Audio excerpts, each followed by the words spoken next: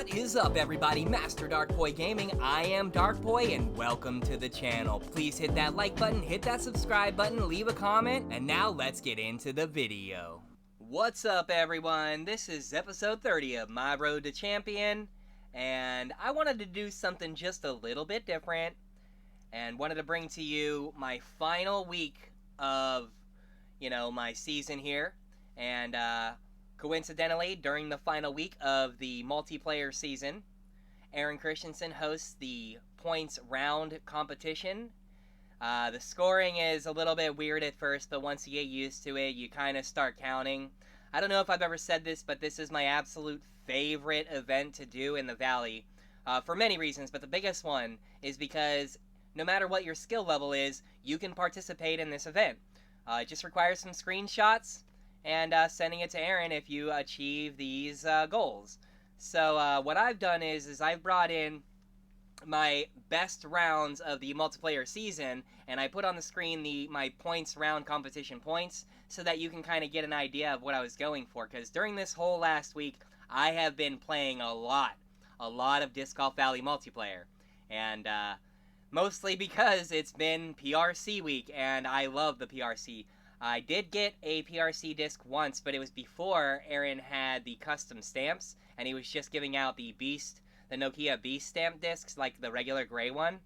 And so I still have it. I love that disc. I don't play it in my bag because I don't have a PD, but yeah, I absolutely love it, and it's my favorite event. So yeah, what I've done is I put together my best rounds, y'all, and at the end of the season, I think I did pretty well. My best overall score, I believe, was like 730 something, so I didn't quite make it to champion like I wanted to.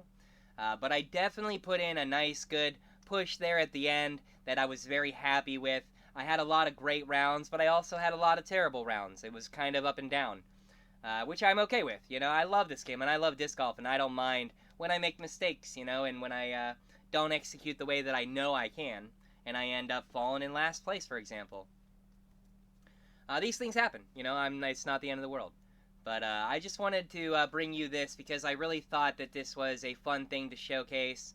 Like I said, I think the PRC is my favorite event type thing to participate in. It's more like a challenge than an event, but nonetheless, I love it. It's so much fun to do. It puts a lot of pressure on you, and to do well.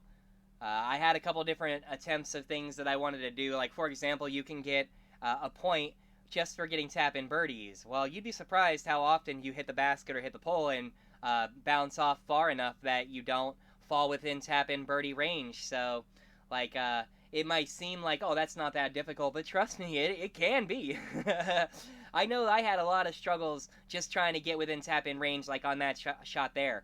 Off the tee, I had an early fade and just didn't quite land where I wanted to, and that bush in front of me made me nervous. So I went for the tap-in, and I just didn't get close enough. There was a lot of moments throughout these runs where I got really upset with myself because I know that I can play better.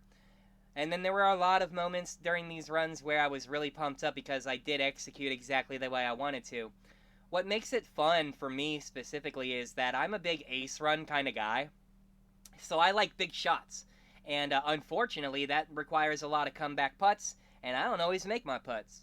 So when you're doing something like this and you play the way that I play, you have to dial in how you throw. You have to really think about how you want to play the rounds, if you want to go for that tap-in birdie or better, if you want to run the eagle, things like that. That right there was a great round that I put in, 6 points, but I just messed up one too many times when I shouldn't have, and could have easily had the 8-point round I was looking for. And that's kind of what makes this whole competition so much fun, is that you can have great rounds, great scoring rounds, and get very few points.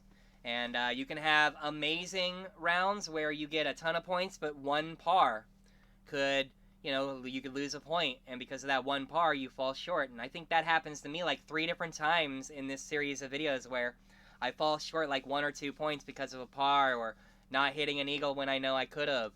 And that, to me, that's what makes this event so great.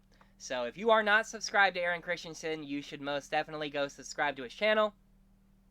This event alone is worth it, but he also hosts the Aces Come Easy Challenge, which it's another fun one to do.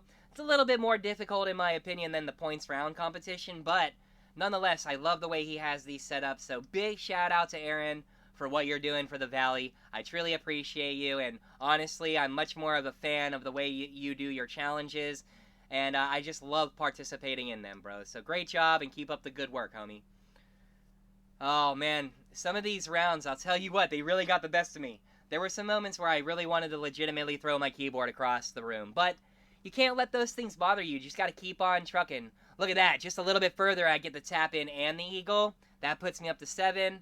I don't really have an ace run here, but in hopes that I could kind of get the tap in, that could have been an 8-point round as well. Just didn't quite get it together, but minus 13 is a fantastic round. Great competition. When I was running these this last week, I had some elite matchups. Some I performed very well, better than I probably thought I would have.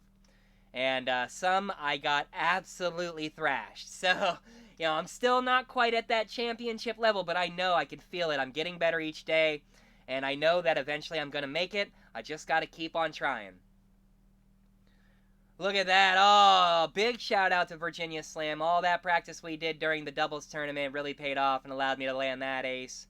I was super pumped when I hit that one. You know, being 4 points in, going into hole 4, getting a 5th point on 5. I'm so pumped. Hitting a tap-in birdie to get 6. You know, I was feeling so good. All I wanted to do is get clean shots at this point. But I had to settle for no points advantage there, and then this shot broke my heart. I caught the edge of my disc trying to flex it with the wind. Luckily, I was able to scramble so good. Oh, I was so happy that this shot played well and didn't go into OB. I throw a shot and chain out, y'all. I was so mad because I really thought this was the round I was going to get the 8 points to get that disc. I ended up getting a lucky tree kick, which gave me the opportunity to run for the safe eagle. That was my goal, is just get the safe opportunity for eagle in hopes that maybe 9 I would have an opportunity to get, like, you know, a big shot. Once I saw that this was the layout, I just knew that there wasn't going to be a tap-in eagle situation. So getting the eagle or the tap-in birdie, as you see here, is just getting me the 7-point round. So that one par, if I had just executed correctly on that hole and not caught that edge, I potentially could have ended up with an 8-point round. It's such a heartbreaker. But, you know, it is what it is. Going into the next round here, I really didn't know what to expect. Marcus 78 and Disc Drive, especially Disc Drive I was playing a lot of matches against, I knew was elite. Marcus is a personal fan favorite of mine, okay? Marcus comments on, like, every single Road to Champion video. I appreciate the fact that he does that, so I wanted to feature this round because I don't always get matched up with him. So, I ran the big birdie shot there in hopes that I could at least save it. Didn't, so I ended up having to start with an extra point that I didn't want. Got the eagle to even it out. That takes me back to 0. I was really nervous playing this matchup because I wanted to win. I wanted to beat Marcus because I know how good he is. I have had some wins against Disc Drive, and I've had Disc Drive beat me out the water. So, you know, big shout out to them for, you know, the awesome games and matchups. But playing against Marcus is definitely something that I don't get to have happen very often. So I was pumped, and I know he's going to watch the video. So, bro, I see you. I hear you. You know, appreciate you so much. This was a pretty great matchup. I was really happy with the way that I performed. I knew that Marcus was going to bring an absolute monster of a round, and he did, yo. It was just one of those things where I kind of hoped that I would, you know, get a couple aces or something and really, like, be like, yeah, let's go, but didn't really nab anything I was looking for. I was able to get the big drive and get the eagle on 9 here. But ultimately, I had to settle for second place, which I was fine with. That's why I featured this round. So once again, big shout out to Marcus. I appreciate all the comments and all the participation on the channel, my guy. I appreciate it. All right. So coming off the tee, I'm thinking to myself, let's try to get that tap in birdie, right? I don't want to go for a big skip because I think like I might go in OB and I don't want anything crazy. Number 2 here, I end up going too flippy off the tee, but I get lucky, saved by a stake. Just trying to chip up to minimize the damage, get the birdie, walk away. Hole 3, I get a great drive, and I end up getting the eagle for the points. And that made me, like, pretty pumped to kind of get back on the board.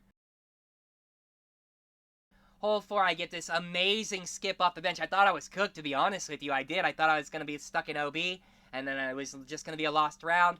But I get the big drive skip, and I'm able to get the eagle to get the point there. Coming off the rooftop in downtown, I get a pretty decent drive over by the curb here. 20 meters on that basket's not the worst shot, so I end up getting the birdie. No points gained, but I was pretty happy with it. I was kind of hoping that I would kind of park up and get a tap in, but typically I don't, so I'm kind of like meh on that hole.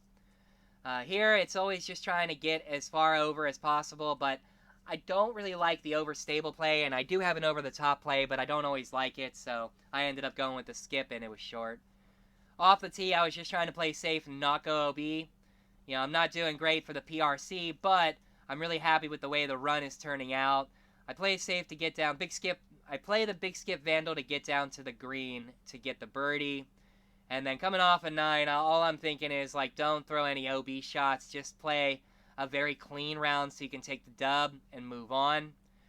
Not a big PRC round on that one, but a pretty good round with the -11. This round was probably my favorite round. I was super pumped to get the run start the way that I got, and it's unfortunate that I was not able to get the remaining points I needed to get the 8. But watch this round. I really was happy with the way this one turned out. Got the big drive off 1, the safe play off 2, forehand big drive on 3. Happy with those points. Coming off the tee off of 4 here, I got the big drive, but I hit the tree. Still a great opportunity to play for the green.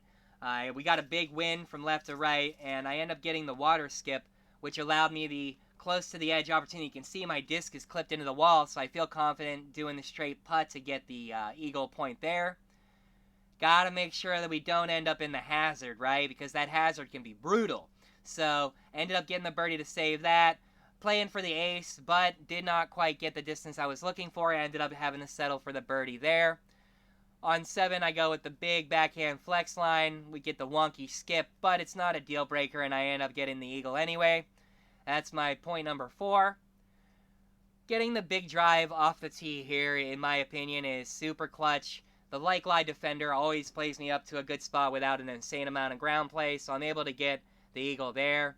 I was trying to play for the tap-in eagle, but the wind pushed me far into OB, and I end up having to settle for the birdie instead of the eagle. So I end up with the 5-point round, but a -14.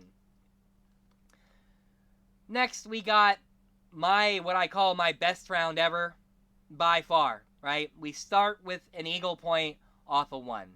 We get the almost ace run, kind of, off of 2, but we get the eagle point. So that's 2 right out the gate.